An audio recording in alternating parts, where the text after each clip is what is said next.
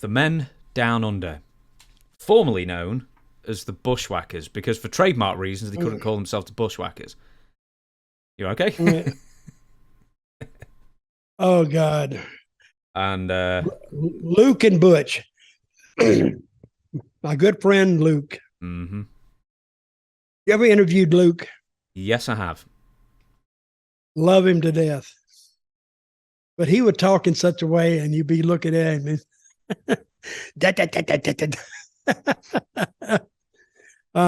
Great guy. And actually, I saw him not too long ago at a convention, and he's still Luke. And he has some stories about when he started wrestling down in New Zealand. Then he went to Australia.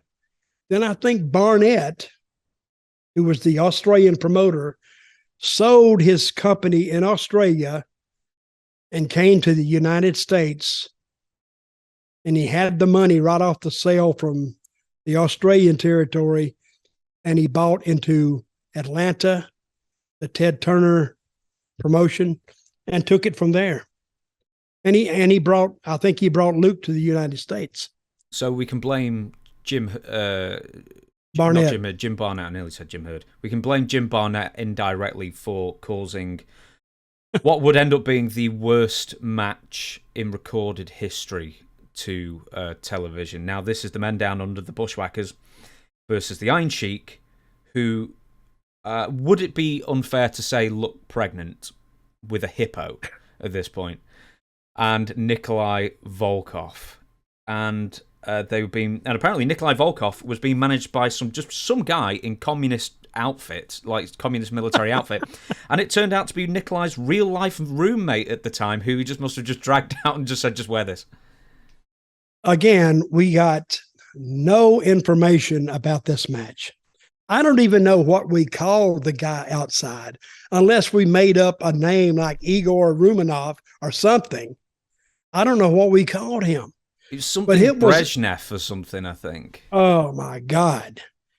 And I still remember trying to come up with something to describe this match, why it's happening, and what they were doing. It's just, folks, if you want to really feel helpless, I want you to go back, look at this match, and try to commentate it yourself and see what you would have come up with. I mean, I don't even think you could have been, usually my commentary is kind of funny, but this was so bad. I mean, if I was funny, it would be adding basically to the awfulness of it. Terrible. I don't even know who won the match. I don't care, really. Who won it? Oh, it doesn't matter. Everyone was a loser. The fans, the viewing audience. Randy Rosenblum, even like he called like a backbreaker, and it was looked like ugh. You might as well just put him on the mattress. It was so soft. And then Randy goes, a very soft looking backbreaker. Even he was calling how shit the film, the moves were. Oh, it was terrible. And in a regular crowd, this is how I know they were all gamblers, half drunk, and they were drinking in their seats. If that had been a paid crowd, half the crowd would have went out and went to concession stand. But no, they sat there. I don't remember any large groups walking out on anything and coming back, which was what would have happened if it had been a paid crowd. But everybody just sat there.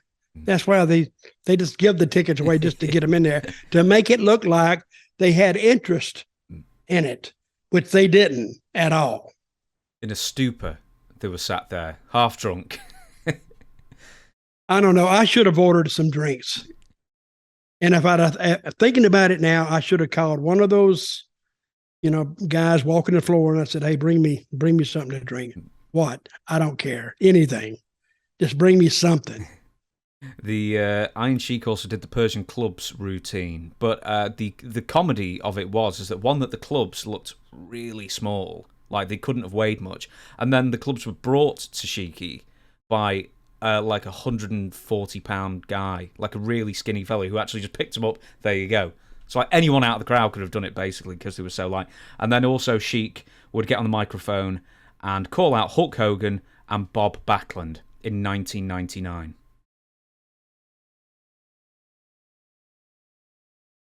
Sheiky baby. He never got over Hulk. He never got over Backlund. That was 1984, 85, I think. And he never got over it. That he was the champion for 28 days and Hulk Hogan beat him for it, and he never stopped talking about it. The best thing I ever remember Sheiky baby being in is Sergeant Slaughter. And it kind of made sense then. And they had a pretty good run. And when he beat Backlund, I guess they could have stretched him being champion a little more and worked that Iran controversy a little longer. But they had Hogan beat him in Madison Square Garden, and the rest is history. If you put any stock into star ratings, which I don't think we really do here, but Dave Meltzer gave this minus 459.4 stars. Absolute zero. Still known among wrestling journalists, anyone with eyes, as maybe the worst wrestling match of all time. But you know what? I almost think we could find a worse one. A pay-per-view? On pay-per-view? No, I don't think you can find a whole show. No. That match. Specifically that match, yeah. Oh, that match? Okay, that Maresco woman and Booker T's wife. Yep, Sharmell. And I don't think it's as bad as the one we're talking about, the tag team. At least Sharmell had a little bit of control in it. It was bad, but it wasn't on Sharmell's side. It was on the Maresco. That was her name? Jenna. I don't know. Jenna Maresco. Jenna Maresco. Oh, my God. Terrible. Hey, I've seen some bad matches in my time, but I have seen entire, like what Jim Cornette calls the independent mud shows. I've seen mud shows better than this. And you said it drew 27,000 buys? Something like that, but it needed 40,000 to break even. I don't know why. All the high-priced top-tier talent that was on the show. What'd they sell it for? Oh, actually, that's a good question. I don't know. I suspect it would have been under the WWS price. Who knows? Maybe it's $30 a buy. Who knows? At that time. Figure that up. 27,000 times $30. Oh, What's 27 times 3? 81. So 81,000. No, 810,000. $810,000. But then lop half of that off for the 400,000. Yeah. And that talent list didn't come anywhere close to 400,000. Or the building. Where'd they advertise it? Nowhere. Hustler? Popular Mechanics? I don't know.